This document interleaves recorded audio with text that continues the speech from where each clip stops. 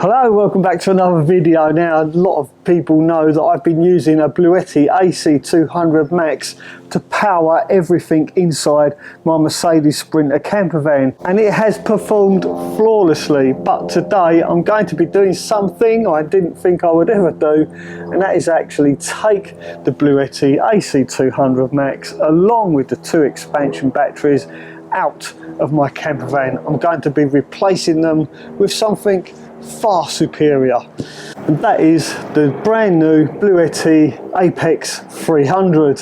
But before I do any of that, I want to lay the Apex 300 out on this table, demonstrate all the various components and show how simple they are to connect up to a camper van. And I want to do this for people out there that are struggling with electrics in their vans, because I get loads of questions all the time about how to wire up a camper van. What size wires do I use? What size inverter do I need? How do I connect up my fridge? All sorts of electrical related questions. And I sincerely believe that if there's anyone out there struggling with their camper van electrics, the simplest solution is to use a Bluetti power station. After all, everything you need is in one place. It's all built into one little box. But up until now, I've not found the perfect power station for a camper van, but that's all changed. I do believe the Bluetti Apex 300 has got everything you need for a camper van. So let's jump straight into it. Get everything out, lay it on this table, and I can explain to everyone out there how all the various components work and how simple they are to wire up to any van, turning it into a camper van. Right, let's get started. So here it is. This is the Apex 300. Now, as a standalone unit, it's not really ideal for a camper van, but thanks to Bluetti's optional extras that you can connect to this, it does actually make it pretty unbeatable. I do believe this is going to be a game changer as far as fitting power banks into a camper. So let's get the optional extras and I'll show you what I mean. Now, because all of these power packs are commonly known as solar generators, let's start off by talking about how we're going to connect this up to solar panels that are on the roof of my Sprinter. It's really quite simple, because on the side of here we've got 2 plug sockets. We're simply going to plug this optional extra lead into here like this. So this is going to plug into the bottom one. On the other end, we've got 2 MC4 connectors, a positive and a negative. These simply plug into the solar panels that are on the roof of my van. So that's our solar connected up. But like I mentioned, there are actually 2 plug sockets here, which means not only can we plug our solar panels into this, we can also plug a charger 1 into this. Let's get that and I'll show you what that does. So this is also the relatively new Bluetti Charger 1, and this will charge pretty much any solar generator via the alternator on your van. We just put that down there. I'm just going to unplug this so we don't get too confused. Well, I don't get too confused. Now, when you buy a Charger 1, you do actually get this rather large cable that comes with it, and there's a reason for this. Let's explain what that does now. So as I just mentioned, the Charger 1 takes power from the alternator of your van when you're driving, and the easiest way to connect one of these up to your alternator is simply using the cable that comes with it. You connect the positive and the negative to the positive and negative of your engine battery, and you see these are already pre-connected, so there's no crimping to worry about. Really simple to do. And this is, I think it's about 4.5 meters long, which is plenty long enough. I'm just going to roll it up so we don't get in a tangle. It's very flexible as well, as you can see. So like I say, positive, negative to the engine battery of your van, and then on the other end you've got a positive and a negative and an on-off switch, basically an isolator switch. And on one end of the Charger 1 you've got a positive port. You screw that down using the Allen key they provide.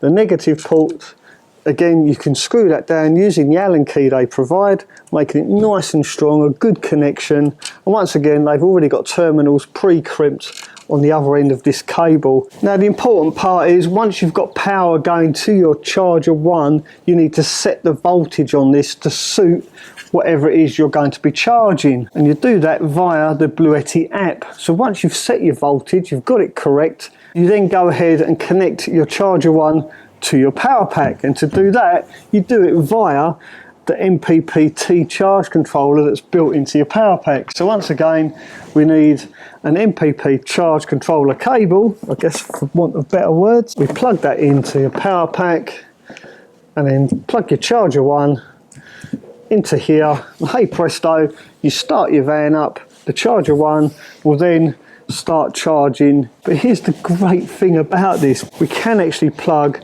another one of these leads in by using another cable. I can plug this one. So these two MC4 connectors will go to my solar panels on the roof of the van, whilst these two go to my charger 1, meaning I don't have to switch between the two. I can leave it plugged in, I haven't got to worry about it. When I'm driving my van, the charger 1 will charge the Apex 300. When I'm sitting in the glorious sunshine, and also charge my Apex 300. It really is just plug it in, forget about it. As long as you remember to set the voltage on this first, of course. So that's how we're going to get power into the Apex 300. We're going to be using the Bluetti charger 1 and the solar panels on the roof of my van. Really simple. But how are we going to get power out of the Apex 300? To do that, we need this port here, but we need to plug in another accessory. Let's talk about that next. So this is something else that's quite unique about the Apex 300, and that is, let me just put that down, we'll come back to that in a minute. I should actually mention this, that there is no 12 volt outlet on this. The only outlets on the front of this are these 4 240 volt plug sockets. It's got the standard UK 3-pin plugs in here, and that is what I'll be using to power my air fryer, my induction cooktop, and that's pretty much all the 240 volt power I'll be using. It's pretty much just for cooking, really. Right, so let's get back to how we're going to take 12 volts out of this to power my fridge, my diesel heater, my ceiling fan, all the lighting in my van. I need to charge all my cameras, everything's done by 12 volts, and to do that we need this hub 1 from Bluetti. Now they haven't got a clip on the back, so it does clip on your power station there like that. Now that clip is removable and you can mount it to the inside of your van, which I will probably be doing. Now this plugs into the expansion port. This port is to usually be used for the expansion batteries. We lock it into place and that should switch it on, so that becomes live. So on the front of this we've got 2 ports, like cigarette lighter style 12 volt sockets. We've also got our USB-A and USB-C sockets as well, and these are all monitored. So on the Bluetti app you can actually see how much each one of these is drawing, which is a great little feature, I think. But where's the 12 volts? How are we going to get enough 12 volts out of this to power our ceiling fan, our diesel heater, our fridge? Well, that is where 12 volt 50 amp Anderson connector comes into play. We simply plug the Anderson connector into this, and then that gets wired up to the fuse board inside our camper, giving us power, plenty of 12 volt power I should say, for all of our 12 volt appliances. Just get one of those plugs so I can show you what they look like. So to connect our main 12 volt feed to this, we use what's called an Anderson connector. These are really simple to connect up. I'm just going to use this cable to demonstrate. We won't use this cable to actually connect to this. So a negative cable goes in one port, the positive goes in the other, and we simply take this, get it around the right way, plug it into our hub 1, then these 2 cables actually go to a fuse board, like this one here. Will go positive at the bottom of the fuse board, negative at the top. This is our negative buzz bar. All of our positives come from each individual fuse in this fuse holder. All the The negatives from our appliances then go back to this buzz bar. Our fridge, for instance, you'll have the positive from your fridge going to one of these, and then the negative of your fridge going again to the buzz bar on this side of the fuse board. A really simple, really safe way to connect up any 12-volt appliance in any camper van. So there you go, it really is as simple as that. 12-volt electrics in any camper van using the Apex 300, a couple of accessories, you're good to go. Really simple to do, and I'm busting now to get this fitted into my Mercedes Sprinter so I can really put it to the test. But before I do that, I do actually need to get the AC200 Max out of my van. Right, this is going to be grotty under here, by the way, so please do forgive me. Let's put that up now. This is simply held in with a couple of bungee cords, and there's no way you could do this with a conventional system. It's just a bit heavier than I anticipated. There we go. May as well turn this off. Like that. That's one battery out. There we go. Switch him off as well. And so you are. Can now do away with these huge cables. And by the way, one of the biggest complaints I think Bluetti get is about the size of these cables, but they have actually replaced these now, where you can buy cables that have a 90-degree bend on them, so they take up a lot less room. Yeah, looking forward to getting my hands on one of those as well. This plug supplies 12 volts to my entire van. That one is for my 240 volt. I'm doing my little ratchet strap. That is it. This is my entire electrical system in my camper van being removed. Nothing else. It's all in this box.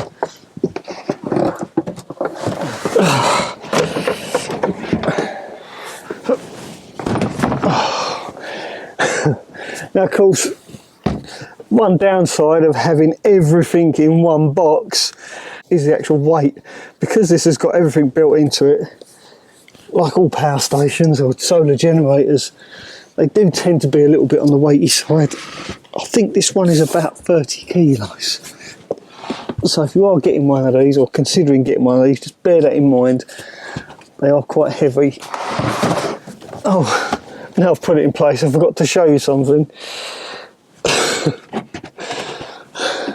On the other side of this, there's an EV charging port, so we can get an EV charging cable and actually charge this Apex 300 directly from a vehicle EV charging station. And under here is the port where you would plug in your 3-pin plug to charge it from the mains. And this is just a little earthing point there if you want to earth it, and an override switch or cutout switch, safety switch. I think, right, let's push that up against there. Plenty of room. Fantastic. And look at that, I've just realised I could actually fit a B300 battery on top of here. Could probably get 2 on top of this if I ever did decide I want to expand the capacity of this. Yeah, I probably would get 2 on top of that. It's giving me loads of power.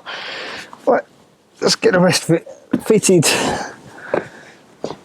Now there is a small amount of DIY wiring you will need to do, and that's with these Anderson plugs, because they don't come pre-wired. You will need to connect them. Just one quick word about these. I think the most difficult part is actually getting this part of the connector pushed home inside here.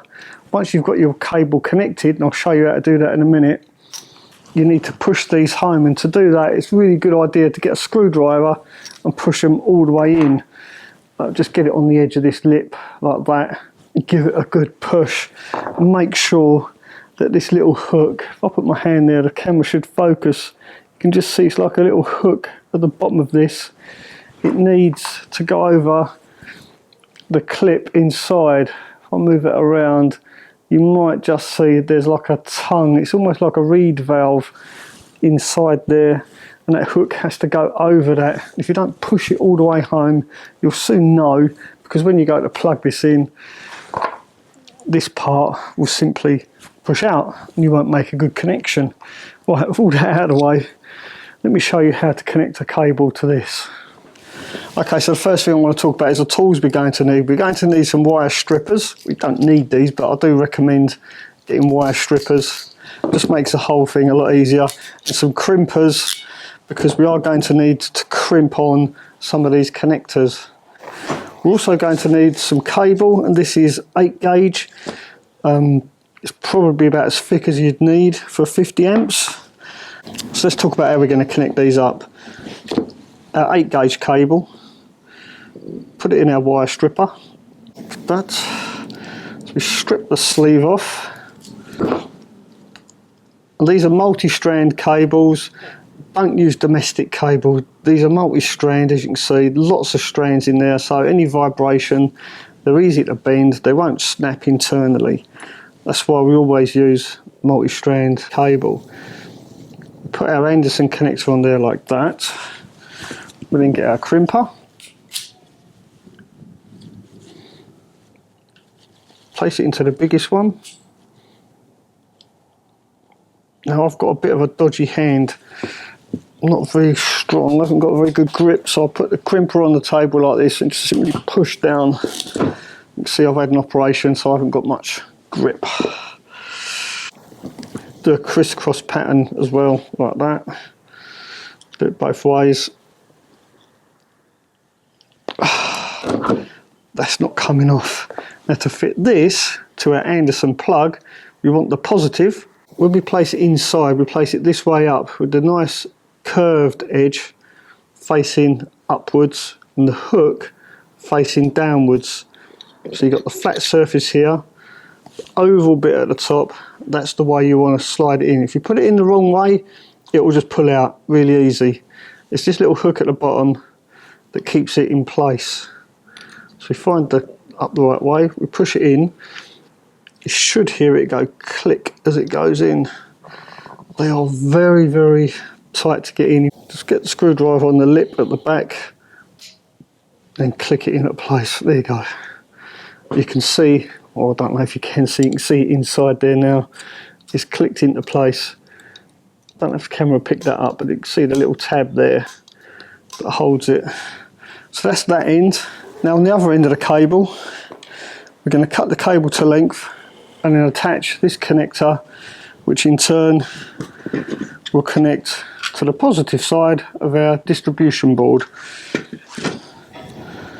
That should be long enough. It's about a metre long. Like that. And once we've cut our cable to length, again we strip it just deep enough for this to go inside our connector. We don't want any frayed wires, so we do it like that. Perfect. Get rid of any wires that we've inadvertently cut. Again, I think this is about as thick a cable as I can possibly get inside here. Yeah, there we go. Using our crimping tool.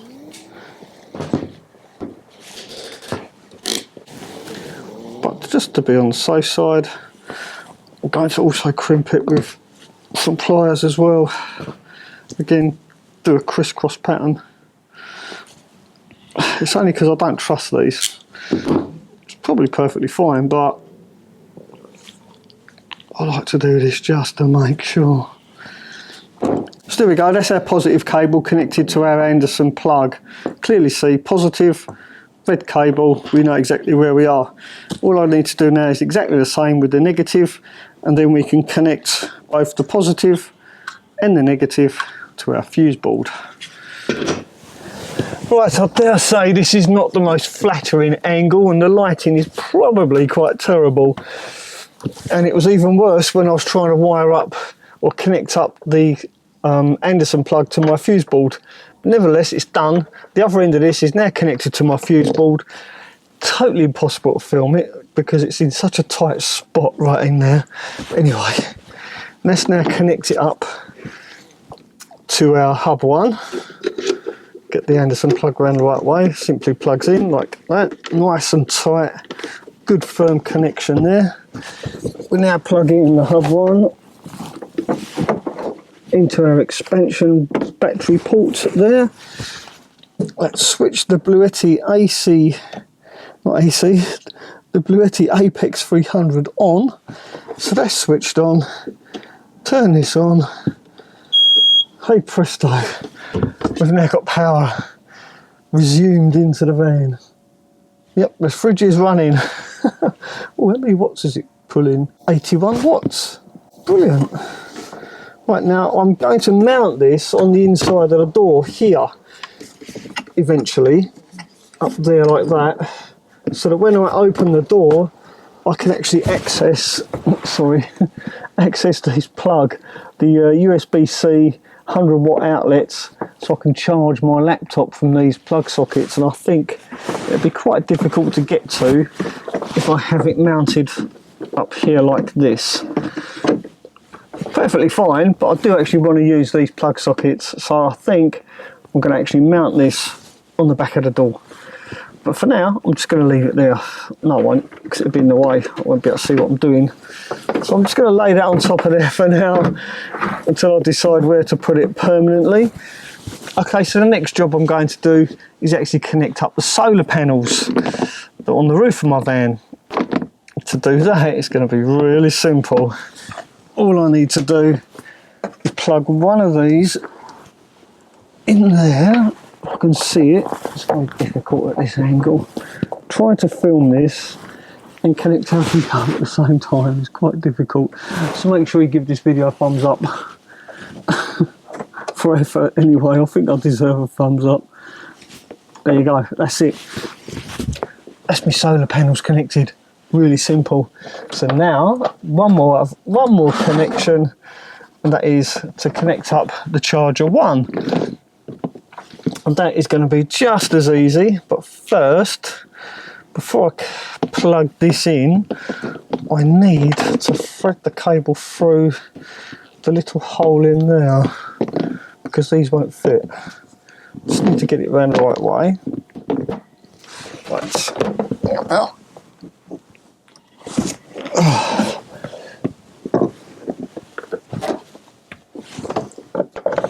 Again, my charger one is the other side of this bulkhead.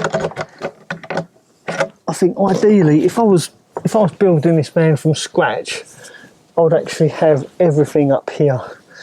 That way, I wouldn't have to pass stuff through the bulkhead.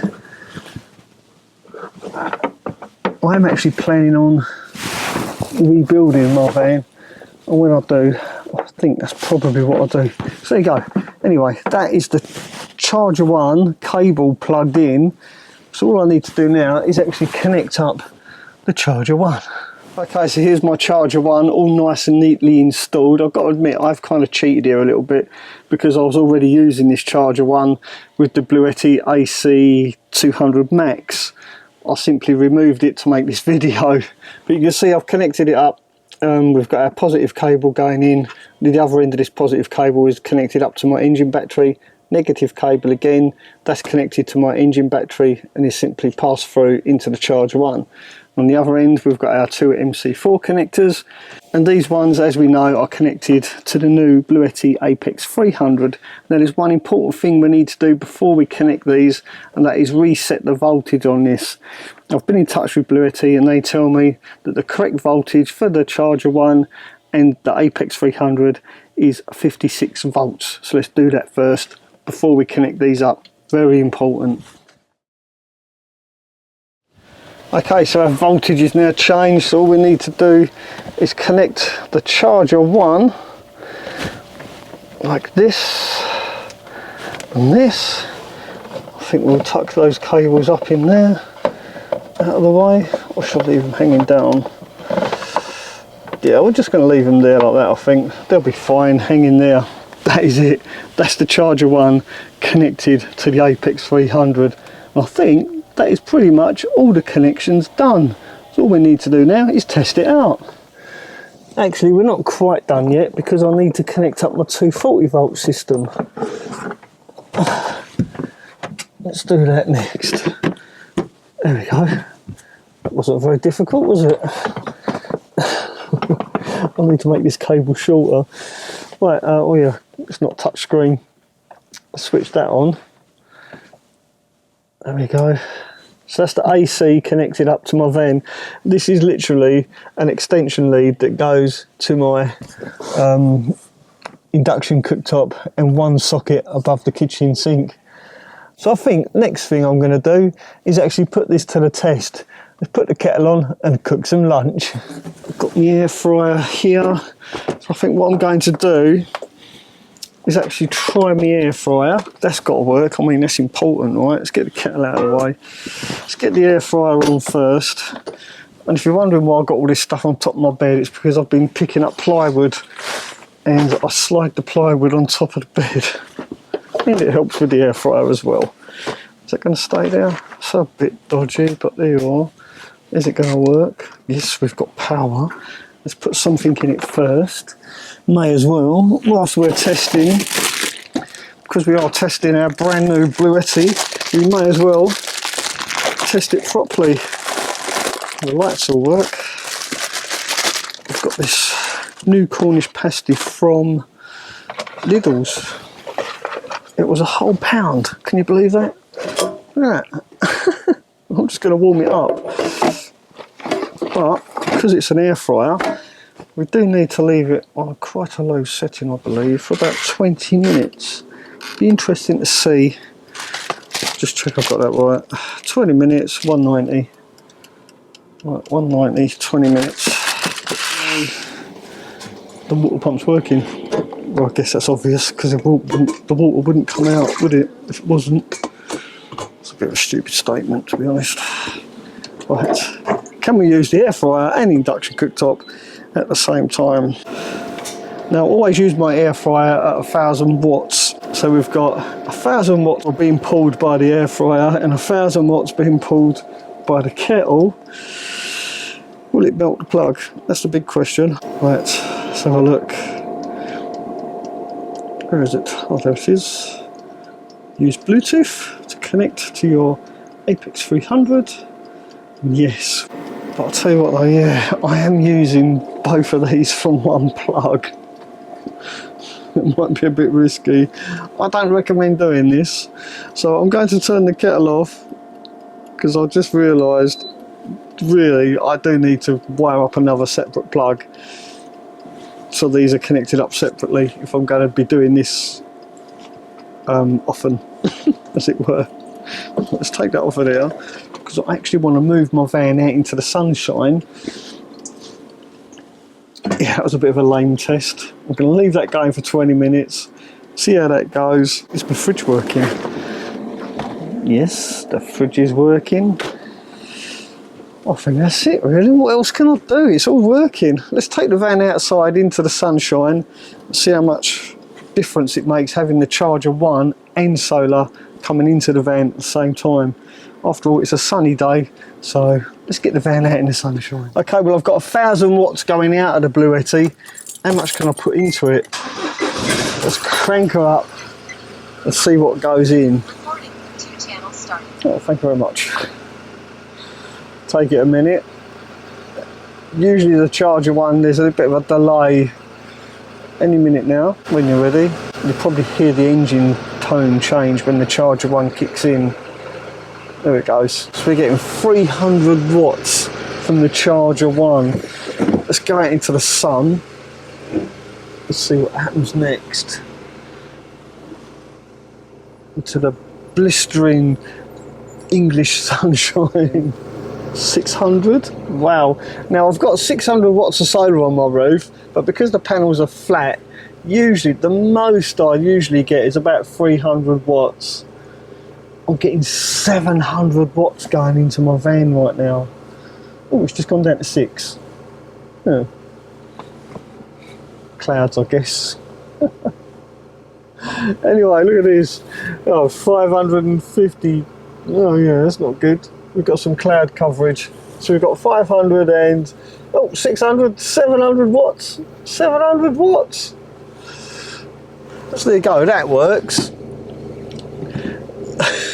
Let's go back out of the sunshine. We don't want to stay out here. I want to try and actually run the Bluetti down because I want to see how well it charges tomorrow in the sun. If it's sunny, I'm kind of edging my bets here. Let's see how my pasta's doing. Well, we know the Apex is now getting power from the sun. It's getting power from the alternator. Has it got enough power to cook a pasty? Oh yes, look at that. You beauty. That is way too hot. There's no way I can eat that right now. So I'll tell you what I'm going to do. I'm going to leave that in there, switch that off. Let's put the induction cooktop to the test now. I'm going to crank this up full power. And I've never done this before. 2000 watts. How long will it take to boil a cup of water? So I am gasping. Let's have a look. Yeah, it's pulling exactly 2 kilowatts, 2000 watts. And I've never used this on full power ever, because the golden rule is if you want to pull 1000 watts from an inverter, you should always get a 2000 watt inverter. You should always go double what you actually want. And the Apex 300 inverter is almost 4000 watts, so 4 kilowatts. I think it's 3860 or thereabouts. So 2000 watts, it should handle it really easily. And that's boiling really quick. It means I can have a coffee quicker in the morning. Right.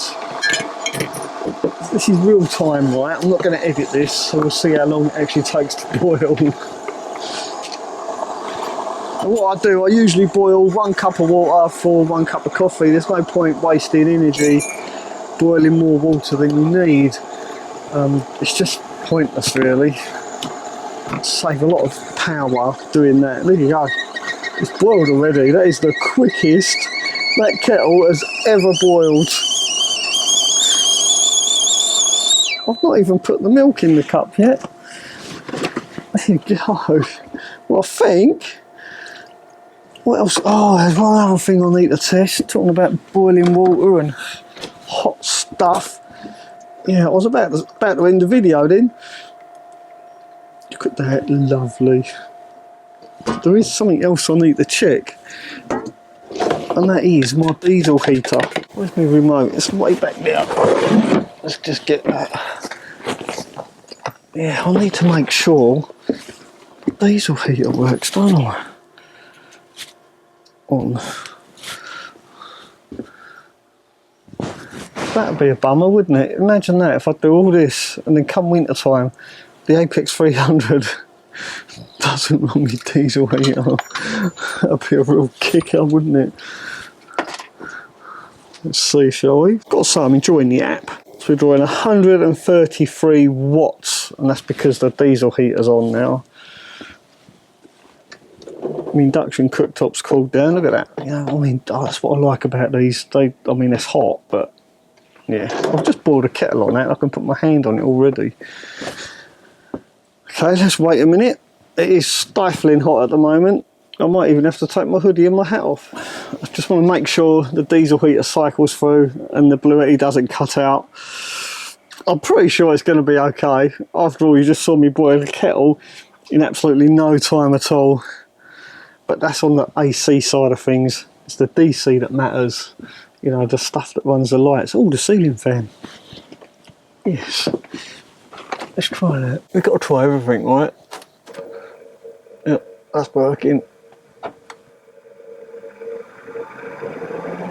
So we've got the ceiling fan on. We've got the diesel heater on. Let's open the fridge as well. Let's get it all going. Let's see how much DC power we can pull all in one go. Heck, I might even put my laptop in. Oh no, the thing's right back there. That's the other thing I've got to do, is change that hub one, put it on the back of the door. Well, we're now drawing 184 watts from the DC. and that's the diesel heater on a start-up cycle. My ceiling fan's on full blast. I've got all my lights on. My CCTV cameras are rolling. I've got my what's it called? Wi-Fi connected up. That does use a lot of power. 200 watts of DC power almost. So I think we're going to be all right. I think we'll be perfectly fine. Oh, that's nice. Nice cold air coming out of the fridge. I've got the hot air coming out of the diesel heater, I think, I hope. Yeah, it's pumping away. Yeah, I can hear the pump. The diesel heater is working. Right, let's turn this off. We don't need this on. Oh, you can probably hardly hear me talk. Well, my diesel heater's definitely working. It's getting a little bit warm in here. I'm not going to leave it on for too long. I'm going to let it do its cycle. After all, we don't want it to soot up.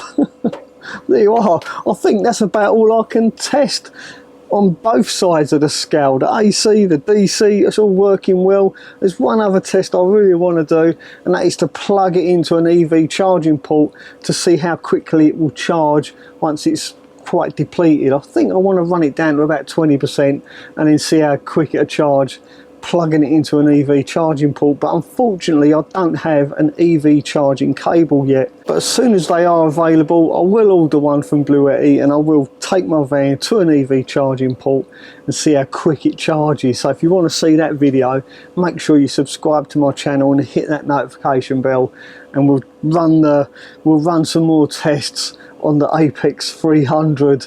And if you're interested in purchasing an Apex 300, I will leave a link in the description of this video purely for your convenience. I do hope you found this video mildly entertaining, slightly informative. If you did, then don't forget to give it a thumbs up. I'll see you very soon. Thanks for watching. Ta-ra for now. Right, I'm going to have something to eat. Oh. Oh, shut your fridge, Mel. Turn your diesel heater off, you nutter.